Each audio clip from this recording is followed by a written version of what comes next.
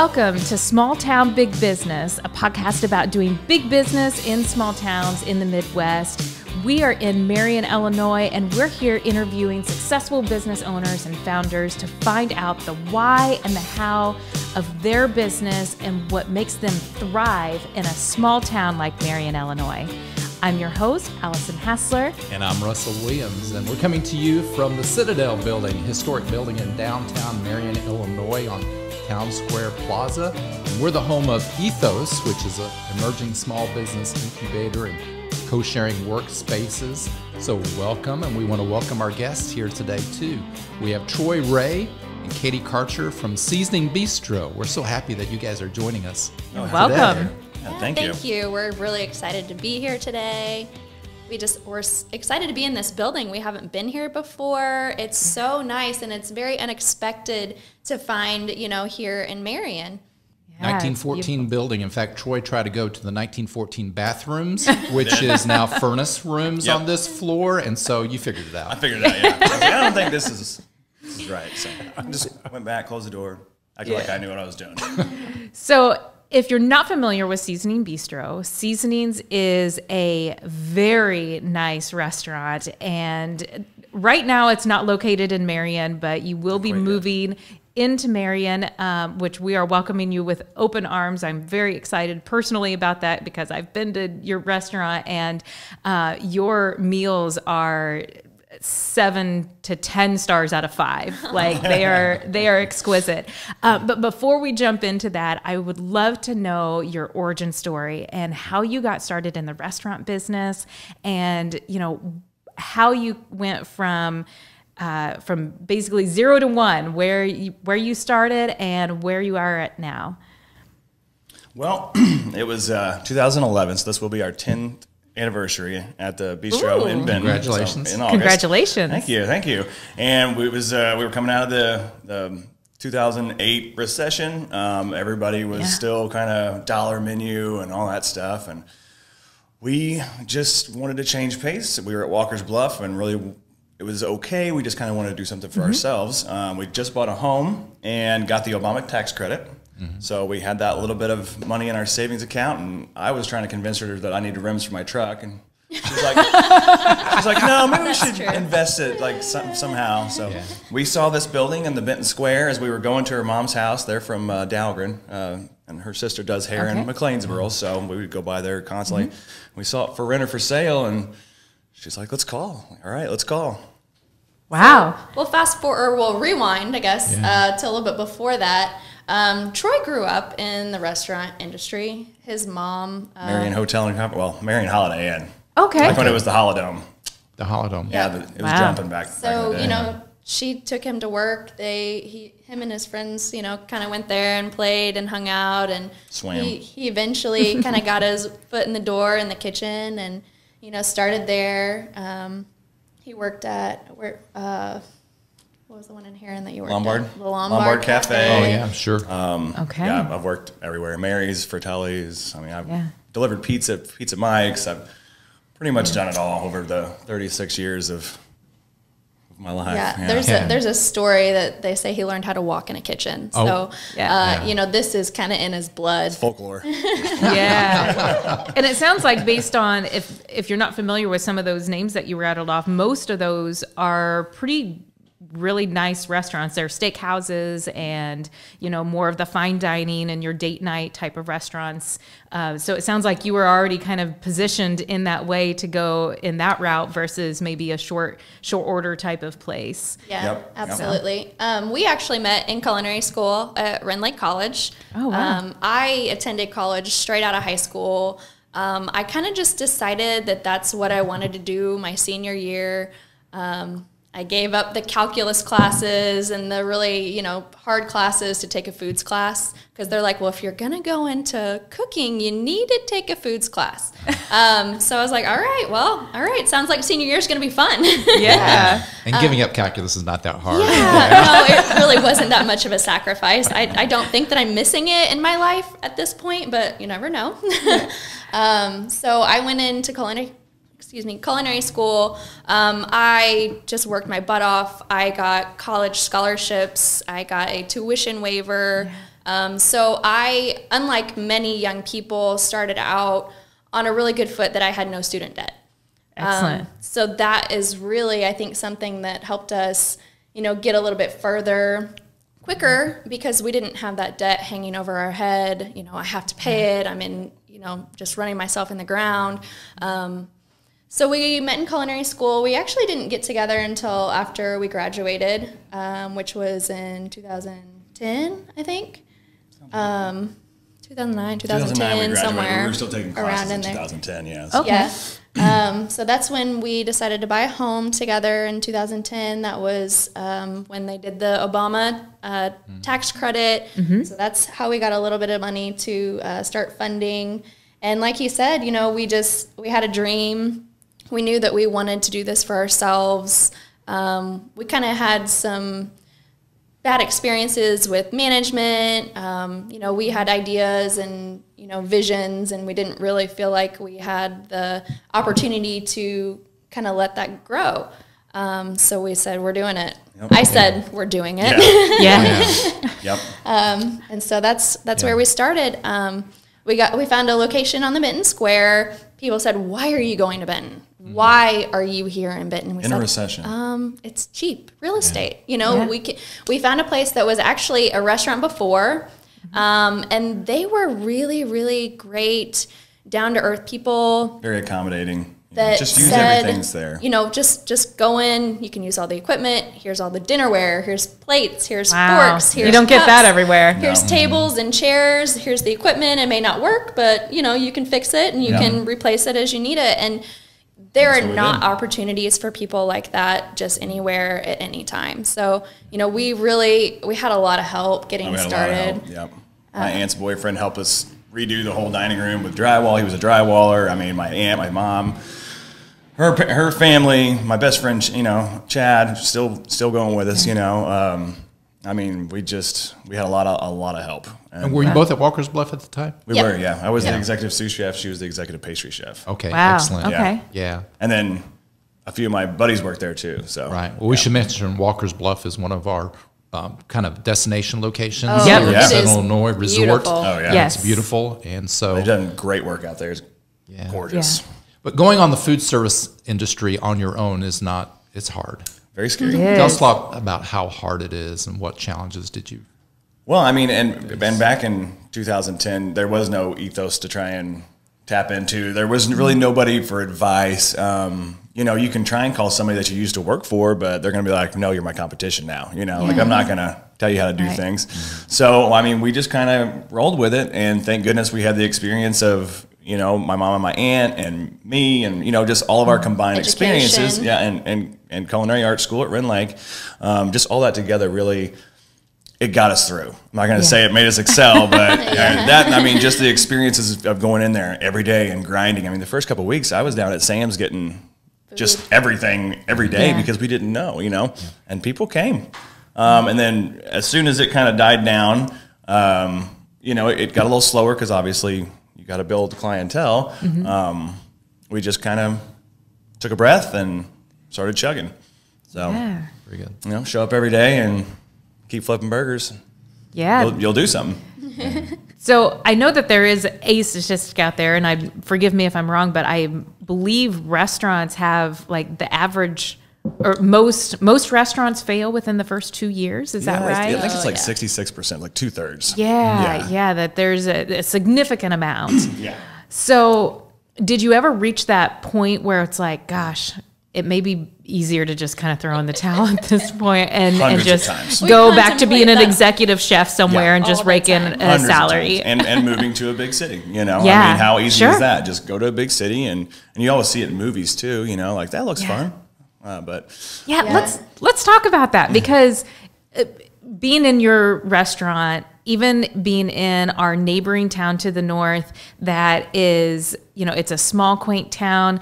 But when you walk into your business, I mean, you could feel like you're in a very big metropolitan city. You do everything very well aesthetically, and as well as the quality of food. So I'm sure that you have some confidence that you could really move anywhere and have a successful business with what you have to offer. So So what has kept you in the Southern Illinois region versus moving to somewhere in a more metropolitan area?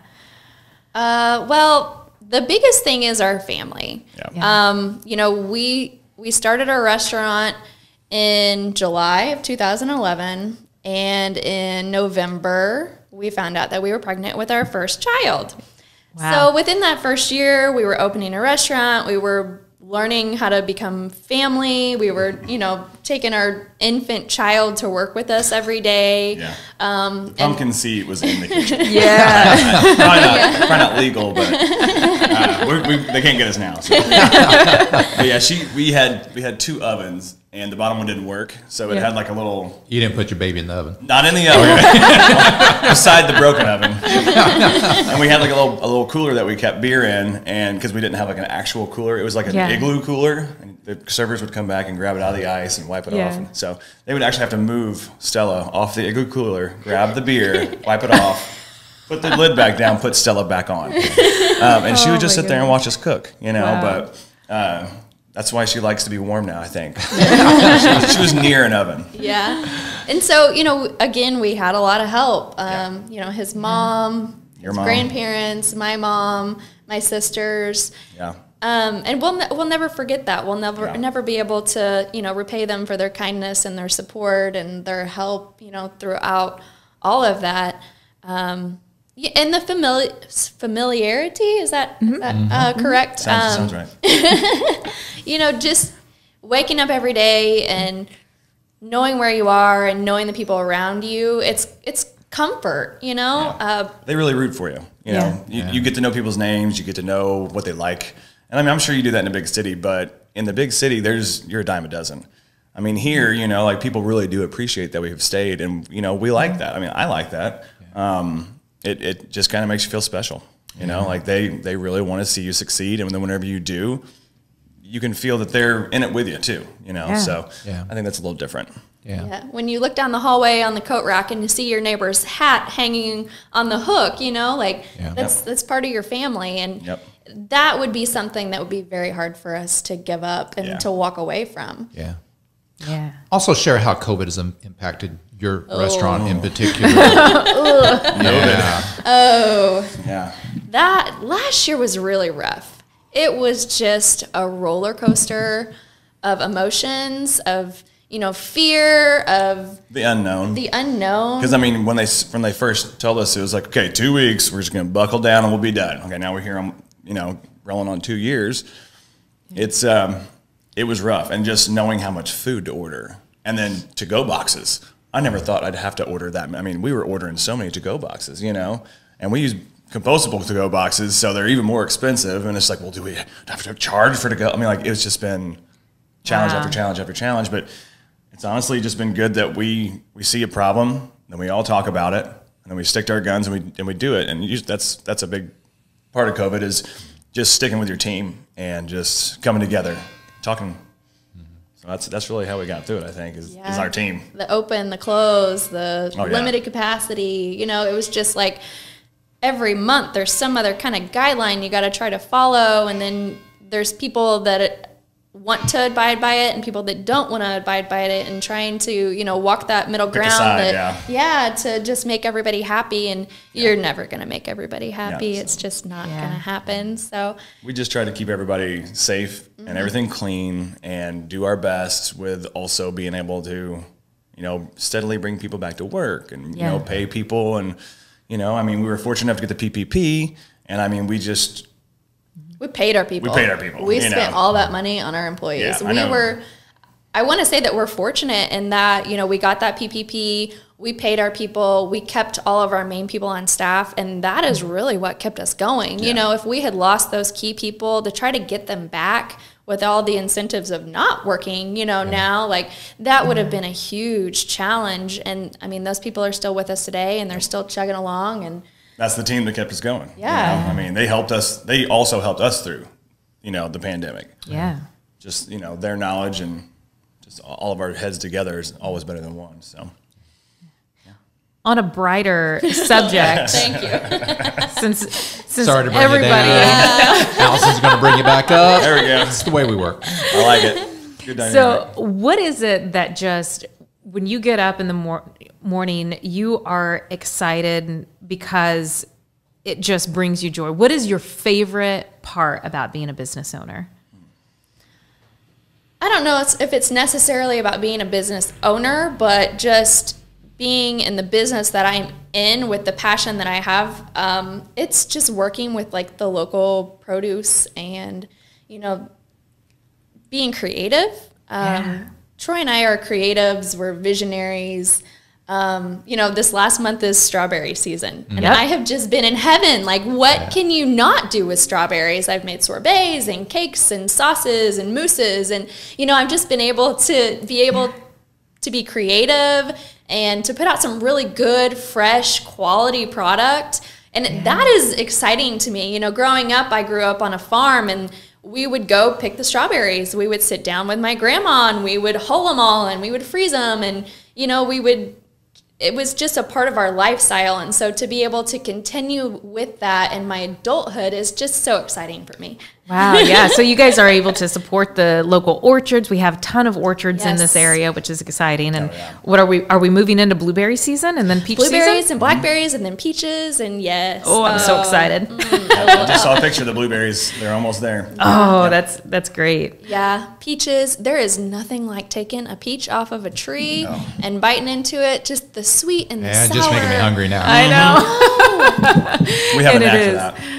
That's usually around here. Is it August-ish time frame? End of End July. End of July, okay. August, Watermelons. Ooh, we're going to make watermelon margaritas and peach mojitos. And I need a napkin. I think I'm going to start drooling here in a minute. I actually thought we'd be eating this morning. I was misinformed, but maybe next time. we got a kitchenette back there. And Troy, what about you? What makes you excited about being a business owner?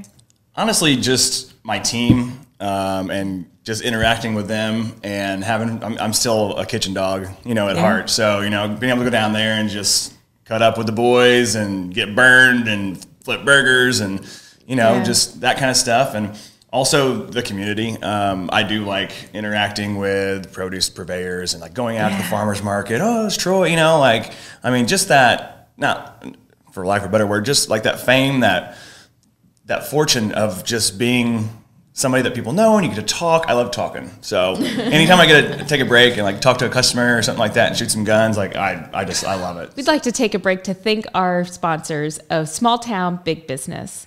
We'd like to thank Southern Trust Bank, Fowler Heating and Cooling, Watermark Auto Group Foundation, Swinford Media Group, and Union Street Arts Production. And you can listen to new episodes every 2 weeks on your favorite podcast platform, including Spotify, Amazon Music, Google Podcast, TuneIn, Podbean, or you can watch us on our YouTube channel. Thank you so much for joining us for Small Town Big Business. Now back to our show. That's great. I can't wait to have an even bigger restaurant, a well-equipped restaurant. Let's talk about that. So you're coming to Marion, Illinois. We are. News is out. The news is out, yes. The news is out. Well, why are you excited about being here? Well, honestly, I'll start with this. Just our building. It's an old building. It was. It's been something after something after something, and I know Steve was here earlier, and I kind of know how he is. I think he's going to do this building right over here. Yeah, and we're actually looking at out the window. Yeah, at your location. Yeah. So I mean, to be able to go in and hand design our dream restaurant from scratch, even if it might not be like completely decked out, depending on how much money we can borrow, but to go in and we've never had a walk-in cooler. So we still Tetris everything in week to week. And at our volume, we pretty much pack every cooler we have and then sell everything out every single week. So be able to have a walk-in cooler, an actual sit-down bar, a waiting room, all those things that are stresses up there, to be able to come down here and do that right, it's going to be great. Yeah. I mean, we're 4,000 square feet up there, up and down, and this is 8,000 square foot. Wow. One level. There's no One stairs. level. Yeah. 0 stairs. So it's so exciting. Yeah. How about you, Katie? Excited? I mean, I just can't wait. People come in and just ask, when are you moving? When are you moving? And we're like, well, to be honest, like we were really hoping we would be there by the end of this year. You know, we've been talking about it since about July of last year. And so we've been really excited, and we've just been kind of waiting. But we understand that, like, it's okay to wait, and it's going to be worth the wait. Yeah. You know, it's going to be done right. It's going to be safe. It's going to be up to code. It's going to be to spec how we need it to be laid out. We're going to have the equipment that we need. We're going to be able to see a bigger capacity. You know, a lot of times I do a lot of the front of house on the weekends, and I help seat people, and just the seating requests that we have of upstairs, downstairs, like, it's all going to be one level. You know, there's going to be different sections and different, you know, and ambiances, I guess. Outdoor seating? Oh my gosh. Yeah, and that was something that we never really even dreamed of. No, that's actually during COVID. When they went to, okay, we can do outdoor seating now, we don't have outdoor seating. Right. So our business went, so we tried everything we could to get picnic tables here and do this and that. So it just didn't work out. So, yeah, we're excited to even just have that limited little spot. So, I mean, it's going to be a game changer. And, I mean, honestly, I grew up in Heron, so I know the city of Marion pretty well. My mom worked here her whole life. And, I mean, just the things that are going on down here with the young, dynamic people coming and buying buildings and fixing them up. I mean, that's pretty exciting to be a part of that. You know, we love the Benton Square, and they've welcomed us with open arms, but we're also excited for this too. So yeah, good. So what is one of the challenges that your businesses has faced, and how did you overcome it? And I'll rephrase that in a way of saying outside of COVID, because we did cover that, and I know that there's probably an unlimited list of things that were COVID related. But before that, as you were growing your business and going through those growing pains, what were some of those challenges that you had? I think the perception of our business was kind of a challenge in the beginning, because we were not the typical diner.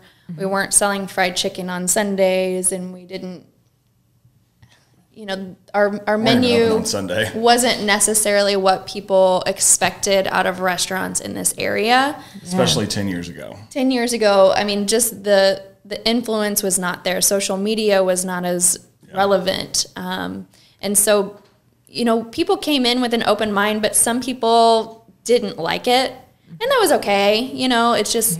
But when you're first starting out, when people don't like it, you know, it's really hard to accept. Now that we're at volume, it's just like, okay, yeah, sorry. But back then, it was just every time like, oh, ouch, you know. So, and I mean, another big challenge for us too was just finding that financing that, you know, like we need to fix up the kitchen now, but we don't have enough money saved. But finding those resources, because you go to a bank and they're just like, okay, restaurant. You know, like, we know how this goes. No, you can't have any money. But what was it, the Coal Belt loan? They're the ones who actually, we had to we went through Fredco and this and that, and they got us hooked up with them. Okay. And then People's National Bank also helped us with the SBA loan. So eventually, after we've kind of proved ourselves for, what, 4 years? Yeah. And we're open for about 4 years, and we got our first SBA loan to buy the building. So, I mean, it took 4 years of showing people that we knew what we were doing before we actually got any kind of help like that. So, do you remember which SBA loan it was? What it was called? I know there's several different ones. Yeah. There's a 7A. There's I don't know. No, I mean, People's took care of everything for us. I mean, they just walk in and be like, all right, guys, you know, and they were so great. So. And you know, it was people that we had known, you know, growing up. It was people that our parents knew, and not that we needed those references, but it helps when, you know, they see what you're doing, they know where you come from, and they want to help you succeed and move further, you know, with your dreams. So talk more about that small town support, because you talked about family. That was really big in you guys being successful. Talk about small town support in Benton and now in Marion. Yeah, I mean, coming down to Marion, my family's from Heron Energy. I a few teach in Carterville, you know, I mean. Sure. Within probably a 20-minute radius, I'd say. This is my area. Yeah. So, I mean, and coming down here, obviously it's a bigger town, so that's nice. But just having the support of my family, and we're eventually going to try and move our house down here too. So then I can just be a couple minutes away from my grandparents. You know, they're getting older. My mom just moved home, so that'll be a big deal for me.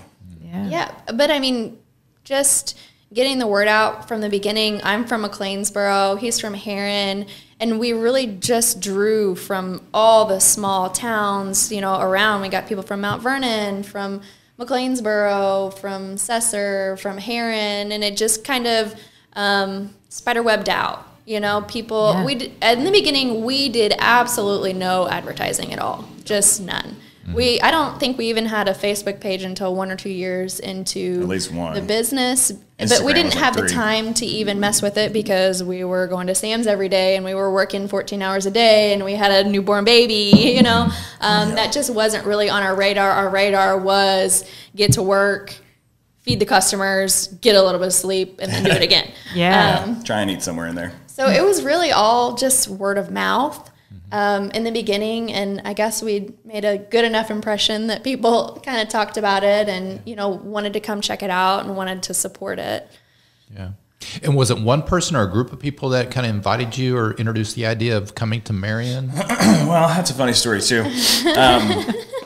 Mayor Apsher, before he was Mayor Apsher, he left us maybe a couple cards, but it was his watermark card. And I wasn't putting 2 and 2 together, and I was like, this guy just wanted to sell me a card. Because, I mean, whenever you're in business, it's always like, donate to this, do that. Hey, you know, and it's why people have no soliciting signs. So I just thought he was trying to sell me a car. I didn't know he was trying to get me to come to Marion. And then he came in as the mayor and left his mayoral card. And then Steve left me a card. Steve Fowler. And then Steve Fowler. And then he also emailed us. And the only thing his email said was, come to Marion. So that perked up our ears a little bit. And then we had one little bad experience in Benton During COVID. It was a hard time. It was a bunch of hoopla, and that was the day that I called Mayor Apsher, and I was like, "Hey, what's up?" And we came down the next day and talked to him a little bit, and the ball got rolling. And it was such a smooth process too.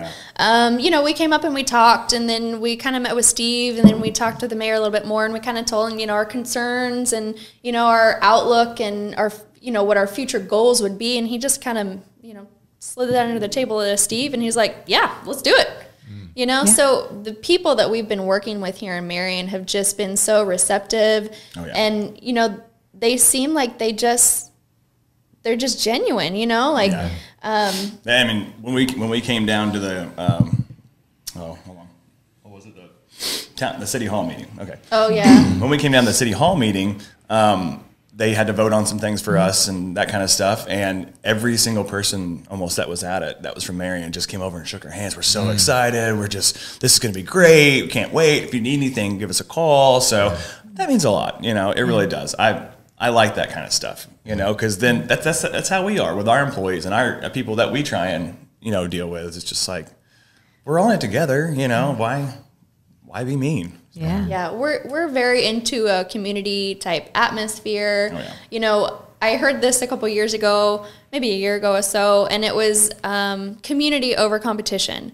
When your neighbor's business is busy and you are busy and you see other places around town that are busy, it's good for everyone. You know, just getting people out, getting people going, having them spend money, having them talk about other exciting things, like that's what keeps us all going. We have to keep that in mind, you know. Maybe they're going to go to your place one day, but they're not going to go there every single day. You get burnt out. You get tired of the same thing. You want the next thing and something different. And, you know, we're all in it for that. Well, success attracts success, right? Absolutely. And so there's a lot of like-minded people that, even though you guys are not here yet, right? It's just promotion. People want to be down here. People want to be on the square. I think we're moving off the square now because the opportunities might be a block or two off, but really close. Really close here. That's somebody was just like, well, isn't there a lot of restaurants down there now? And there's more coming, isn't there? I'm like, yeah, well, when we're all full, who cares? You know, and I'll probably go over there and eat on my day off, and they're going to come over to us and eat. You know, that's what we do now. I mean, you know, we're constantly over at the Buzz eating. Like, well, I mean, it's good food. We got good food. Just let's all support each other. When we're full, they go there. When they're full, they come here. You know, the more we can get down here, I think the better. You know, this is going to be more of like the locally owned mom and pop kind of stuff. And like the Hill is it's the more identifiable names. Sure. So it's just two different things, and either one's fine, but we definitely would like to be down. But I love your concept, because even though I would say it's a date night type of restaurant, it's also a walk-in with shorts or jeans or whatever Absolutely. you're wearing that day. Yep. Do you model that after something? Did you look at restaurants and say, this is more what I want, or less than We're less just of this? we're pretty casual. Yeah. If we have to dress up to go somewhere, we will. But I want people to be comfortable no matter what. Wear a suit. We're not gonna make fun of you for wearing a suit. Wear shorts and a tank top. We're going to tell you look nice if you're wearing a dress, and we're going to tell you look nice if you're wearing flip-flops and coming from the beach. You know, food is just universal. Yeah. It doesn't judge you. You're there for a purpose, and your purpose may be different, but food is nutrition. Food is health and wellness. And so that's what we really want to present, and we want to offer that to anyone and everyone. You know, no matter what you look like or what your beliefs are, you know, sitting down and breaking bread with people is just a sign of peace. And that's really what we want for all of Southern Illinois. And that's what we need. Yep. I've never heard anybody say that a tuxedo is comfortable. No, Might look nice, but I wouldn't know. yeah, let's just everybody just be comfortable no matter what it is. That's our motto. Yeah. So one of the things that I wanted to ask is whether you're talking to your younger self or a budding entrepreneur that is wanting to get into their own small business, what advice do you have for them? Don't be afraid to take 5 minutes and breathe. Take that day off and spend it with your family. You can't get your time back. You can get your money back. You can make more money, but it's okay to take days off. Yeah. That's one thing. I mean, we're just go-getters, and we have done it for 9 years.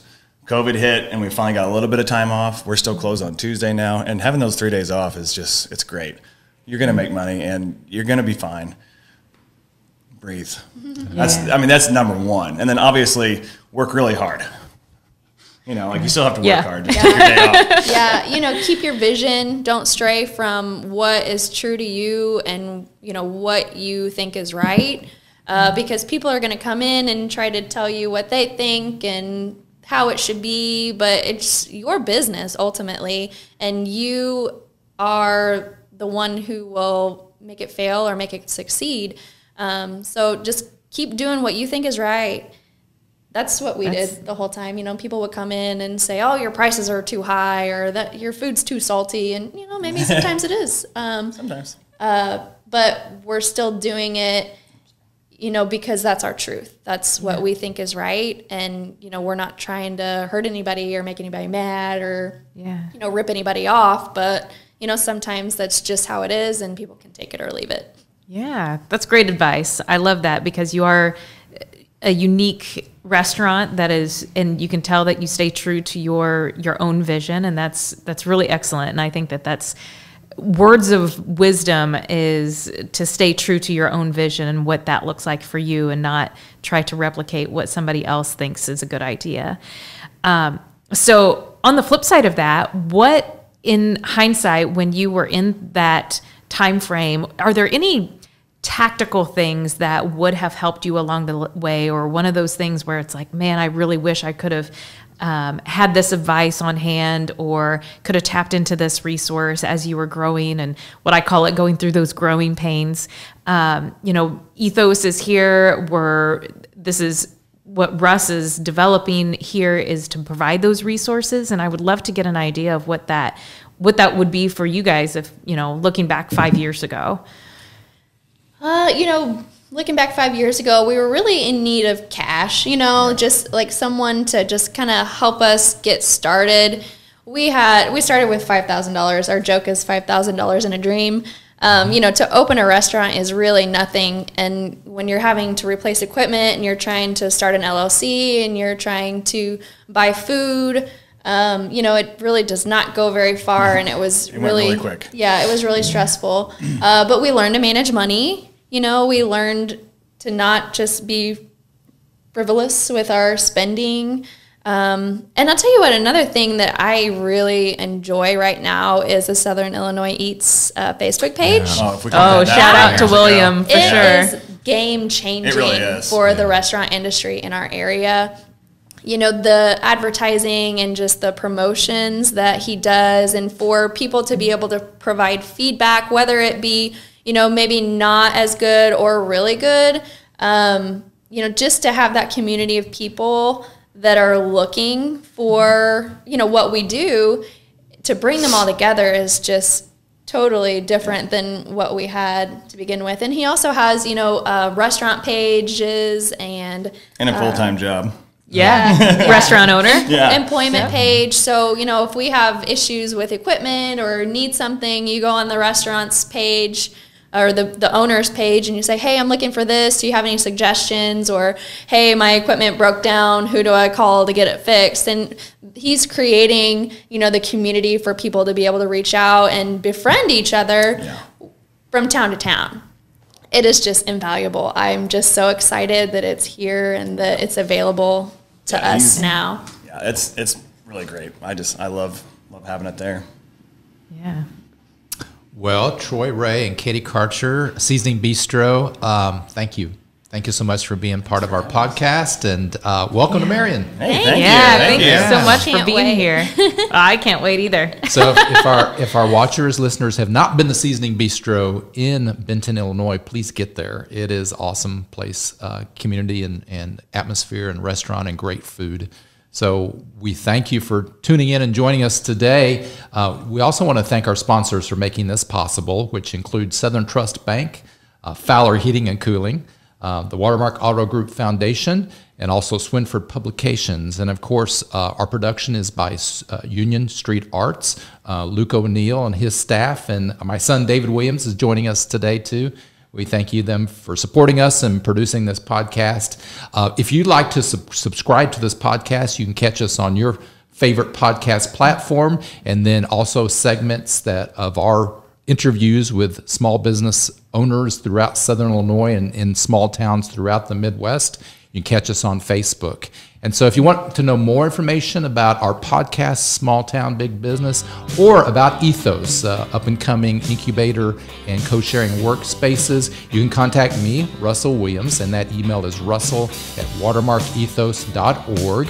Or Yes, if you are interested in talking a little bit more about Marion and what we have to offer to business owners, then I would love to talk to you, and you can reach me at A. Hassler with one S, so that's AHASLER at cityofmarionil.gov. yeah, this has been Small Town Big Business. I'm Russell Williams. And I'm Allison Hassler. Thanks for joining us. Thank you.